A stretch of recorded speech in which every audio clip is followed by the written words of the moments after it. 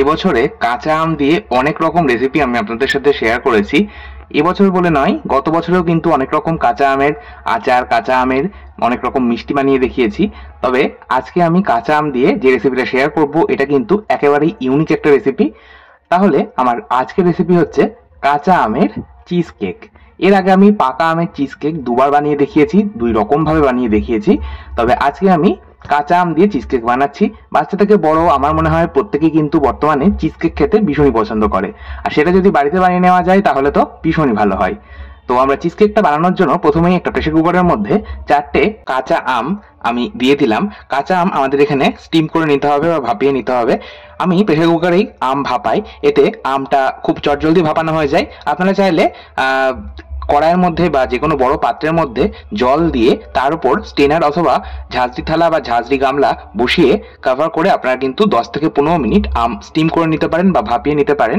তবে আমি প্রেসার কুকারে 4টে থেকে 5টা হুইসেল একদম হাই ফ্লেমে দিয়ে নিই, তাহলেই কিন্তু আম সম্পূর্ণ সেদ্ধ হয়ে যায় বা সম্পূর্ণ স্টিম করা হয়ে যায়।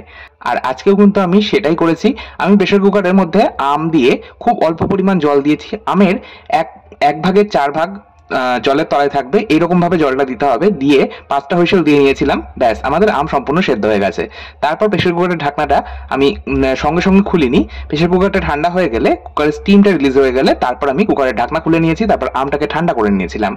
আম ঠান্ডা হয়ে যাওয়ার পর আমি খোসাটা ছাড়িয়ে নিলাম। দেখুন, আম যদি সম্পূর্ণ সেদ্ধ হয়ে যায় বা সম্পূর্ণ নরম হয়ে যায় স্টিম করার কারণে, তাহলে তখন দেখবেন কিন্তু আমের খোসাটা খুব অনায়াসে ছেড়ে আসবে। আমের খোসাটা অনায়াসে ছেড়ে আসার পর আমি আমের খোসার থেকে আর আমের যে ভেতরে আটি হয়ে গেছে, এখন তো কাঁচা আমের মধ্যে আটি হয়ে গেছে, তো এই আটি আর আমের খোসা থেকে আমি একটা চামচের সাহায্যে সম্পূর্ণ আমের পাল্প বা কাঠটাকে আমি কিন্তু বার করে নিলাম। এখন হাত দিয়ে একবার মেখে নিলাম। হাত দিয়ে না মাখতে চাইলে আপনারা কিন্তু এই আমের টুকরোগুলো দিয়ে দিতে পারেন একটা মিক্সিং জারের মধ্যে, দিয়ে একবার ঘুরিয়ে নেবেন, তাহলে একদম স্মুথ পেস্ট তৈরি হয়ে যাবে। যাই হোক, চলে যাচ্ছি পরবর্তী স্টেপে। আম সম্পূর্ণ এইভাবে রেডি করে নেওয়ার পর আমরা পরবর্তী স্টেপে চলে যাচ্ছি। কড়াইয়ের মধ্যে আমি 2 লিটার দুধ গরম হতে দিয়েছিলাম। এখানে আমি ফুল ক্রিম দুধ ব্যবহার করেছি, আপনারা চাইলে কিন্তু টোন মিল্ক ব্যবহার করতেই পারেন। দুধটা প্রথমেই আমরা একটা বয়েল আসা পর্যন্ত অপেক্ষা করব। দুধ কিন্তু প্রথমেই জাল দিয়ে ঘন করার প্রয়োজন নেই, জাস্ট একটা বয়েল এসে গেলে গ্যাসের ফ্লেমটা কমিয়ে দিয়ে আমি দিয়ে দিলাম ওই যে আগে থেকে রেডি করে রাখা আমের পেস্টটা ছিল, সেই আমের পেস্ট। তবে সম্পূর্ণটা দিইনি, অর্ধেকটা মতন দিয়েছি। এইভাবে আমি এর আগে আমের কালাকাঁদ বানিয়ে দেখিয়েছিলাম। আর আমের কালাকাঁদ বানানোর সময় আমি আপনাদেরকে বলেছিলাম আমি ছানাটা একটু বেশি করেই কাটাচ্ছি, যেহেতু আমার আরেকটা রেসিপি আমি আপনাদের সাথে শেয়ার করব। তো সেই জন্যই আমি ছানাটাকে একটু বেশি করে কাটাচ্ছি। তো আজকে আমি ওই যে বাকি অর্ধেক ছানাটা সরিয়ে রেখেছিলাম সেই আমের কালাকাঁদ বানানোর সময়, আপনারা ভিডিওটা দেখলে বুঝতে পারবেন। যদি আমের কালাকাঁদ বানানোর ভিডিওটা দেখেন, সেখানে আমি বলেছিলাম। তো আপনারা যদি সেটা দেখেন বুঝতে পারবেন আমি কিছুটা ছানা আলাদা করে রেখেছিলাম, ছাঁকনির মধ্যে জল ঝরতে দিয়েছিলাম। তো আজকে আমি সেই জল ঝরানো ছানা দিয়ে কিন্তু রেসিপিটা তৈরি করব। এইভাবে যদি আমের পেস্ট দিয়ে যদি আপনারা ছানাটা কাটিয়ে নেন, তাহলে আমের একটা সুন্দর গন্ধ হবে ছানার মধ্যে। আর আলাদা করে কোনো রকম কিন্তু দিতে হবে না ভিনিগার বা পাতিলেবুর রস ছানা কাটানোর জন্য, কারণ আম যেহেতু এমনি টক হয়, তাই টকটা যখন আমরা দুধের মধ্যে দেবো সাথে সাথে কিন্তু ছানাটা কেটে যাবে। যাই হোক, ছানার জলটা সম্পূর্ণ ঝরিয়ে নিতে হবে আর ছানাটা একটু ঠান্ডা করে নিতে হবে। সেই সুযোগে আমি এই চিজ কেকের বেস লেয়ারটা তৈরি করে নেব। চিজ কেকের বেস লেয়ার তৈরি করার জন্য আজকে আমি ব্যবহার করব ব্রিটানিয়ার যে ডাইজেস্টিভ বিস্কিটগুলো হয় সেই বিস্কিট। এখানে আমি একটা প্যাকেট ব্যবহার করেছি। একটা প্যাকেটে আমার 29টা বিস্কিট ছিল, সেটা কিন্তু আমি সম্পূর্ণটাই দিয়েছি। বিস্কিটগুলো প্রথমে আমি পাউডার করে নিলাম, আর তারপর পাউডার করে নেওয়ার পর এর মধ্যে আমি 4 থেকে 5 টেবিল চামচ মেল্টেড বাটার দিয়েছি। মেল্টেড ঠিক নয়, এখানে সফট বাটার ব্যবহার করেছি। আমি বাটারটা ফ্রিজ থেকে বার করে নর্মাল টেম্পারেচারে রেখে দিয়েছিলাম 1 ঘন্টার জন্য, তো সেটাই কিন্তু আমরা ব্যবহার করছি। আর চিজ কেকের বেস লেয়ারটা বানানোর জন্য আপনারা অবশ্যই বিস্কুটের গুঁড়োর মধ্যে বাটারের পরিমাণটা একটু বেশি ব্যবহার করবেন। আর এখানে কিন্তু তেল ব্যবহার করার প্রয়োজন নেই, মানে তেল ব্যবহার করলে স্বাদ কিন্তু নষ্ট হয়ে যাবে, বাটার ব্যবহার করতে হবে। আর আমি এর মধ্যে কোনো রকম লবণের ব্যবহার আলাদা করে করলাম না, যেহেতু আমি এখানে সল্টেড বাটার ব্যবহার করছি। যদি আপনারা আনসল্টেড বাটার ব্যবহার করেন, সেক্ষেত্রে 1 চিমটে মতন লবণ ব্যবহার করবেন, তাহলে স্বাদটা ব্যালেন্স হবে। আর এখানে আমি ডাইজেস্টিভ বিস্কিট ব্যবহার করছি। আপনারা কিন্তু চাইলে পার্লেজি বিস্কিট বা হরলিক্স বিস্কিট ব্যবহার করতে পারেন, আবার চাইলে পার্লেজি আর হরলিক্সের সাথে সামান্য একটু মেরি বিস্কিটও ব্যবহার করতে পারেন। এর আগে আমি এইগুলো ব্যবহার করে আপনাদের বানিয়ে দেখিয়েছি, তাই আজকে আমি কিন্তু ডাইজেস্টিভ বিস্কিট ব্যবহার করছি। যাই হোক, আমাদের বেস লেয়ারটা তৈরি হয়ে যাওয়ার পর আমি একটা স্টিলের বাটির মধ্যে লেয়ারটাকে হাত দিয়ে প্রেস করে সেট করে নিলাম, তারপর ফ্রিজে রেখে দিচ্ছি 10 মিনিটের জন্য। এবার এই সুযোগে আমি বানিয়ে নেব চিজ কেকের ব্যাটার। তার জন্য ওই যে ছানাটা আমি জল ঝরাতে দিয়েছিলাম, সেই আমের টুকরো সমেত ছানাটাই আমি এর মধ্যে দিয়ে দিলাম। আর এরই মধ্যে আমি দিয়ে দিলাম একে একে দুধের সর বা মালাই 3 টেবিল চামচ। আজকে আমি দুধের সর ব্যবহার করছি। এখানে দুধ জাল দেওয়ার পর ঠান্ডা হলে ওপরে যে সর বা মালাইটা জমে, সেটাই আমি এখানে জমিয়েছিলাম, 1 দিন বা 2 দিন ধরে আমি জমিয়েছিলাম, তো সেটাই কিন্তু আমি এখানে ব্যবহার করছি। আপনারা চাইলে এখানে ফ্রেশ ক্রিম ব্যবহার করতে পারেন। এর আগে আমি ফ্রেশ ক্রিম ব্যবহার করে আপনাদের চিজ কেক বানিয়ে দেখিয়েছি। আবার আমের একটা চিজ কেক বানিয়েছিলাম, সেখানে আমি গোলা দুধ ব্যবহার করে বানিয়েছি, মানে মিল্ক পাউডার হালকা গরম জলের মধ্যে গুলিয়ে নিয়ে সেটা কিন্তু আমি ব্যবহার করেছিলাম। তাই আজকে আমি এইভাবে দুধের সর ব্যবহার করে দেখাচ্ছি। দুধের সর ব্যবহার করলেও কিন্তু স্বাদ ভীষণ ভালো হয়। আচ্ছা, এবার আমি একে একে ব্যবহার করেছি 3 টেবিল চামচ মিল্ক পাউডার বা গুঁড়ো দুধ, 5 থেকে 6 টেবিল চামচ চিনি।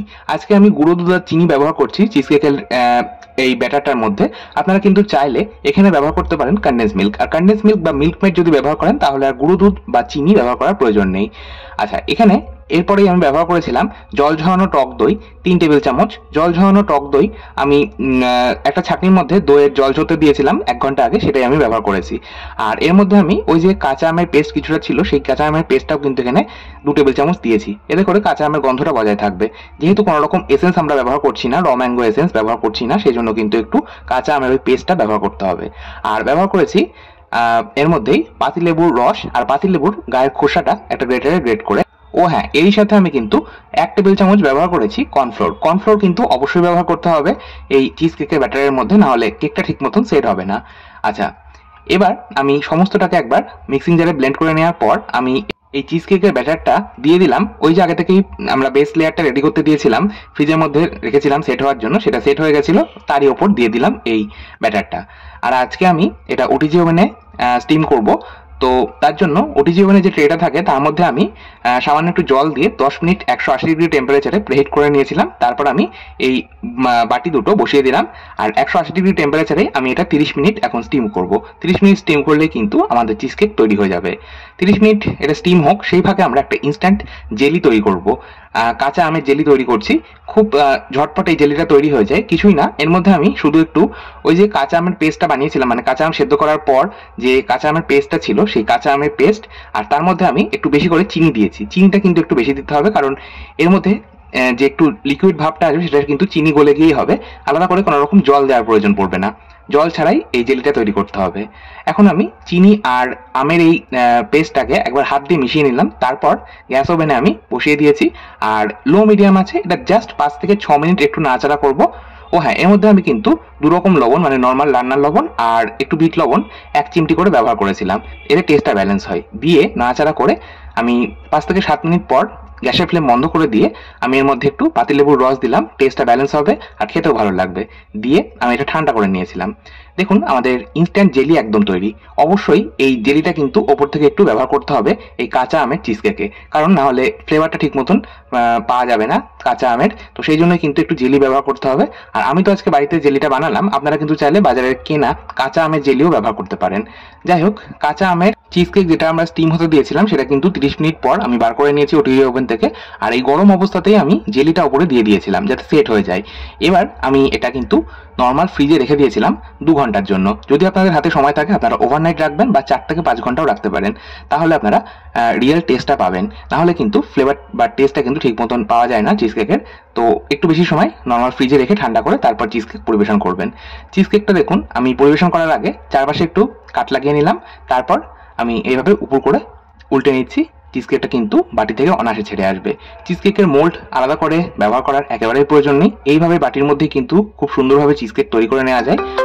আর যে কথাটা আমি বলবো, আপনারা কিন্তু অবশ্যই জেলি যেটা আপনারা ইউজ করবেন বাড়িতে তৈরি বা দোকানের কেনা জেলি, সেটা গরম অবস্থাতেই, মানে চিজ কেকটা ওভেন থেকে বার করার সাথে সাথেই কিন্তু জেলিটা আপনারা উপরে দিয়ে দেবেন, তাহলে জেলিটা ওপরে সুন্দরভাবে সেট হয়ে যাবে আর খেতে কিন্তু আরো বেশি সুস্বাদু লাগবে। আর আজকে তো আমি কোনো রকম এসেন্স বা গ্রিন ফুড কালার ব্যবহার করছি না। তবে আপনারা যদি এত ঝামেলা না করতে চান, মানে কাঁচা আম যদি ব্যবহার নাই করতে চান, সেক্ষেত্রে ছানাটা একটু কাটিয়ে নেবেন ভিনিগার বা পাতিলেবু দিয়ে, আর ব্যাটার তৈরি করার সময় ব্যবহার করবেন একটু গ্রিন ফুড কালার আর র ম্যাঙ্গো এসেন্স। ব্যাস, তাহলেই কিন্তু আপনাদের কাঁচা আমের বা র ম্যাঙ্গো চিজ কেক তৈরি হয়ে যাবে।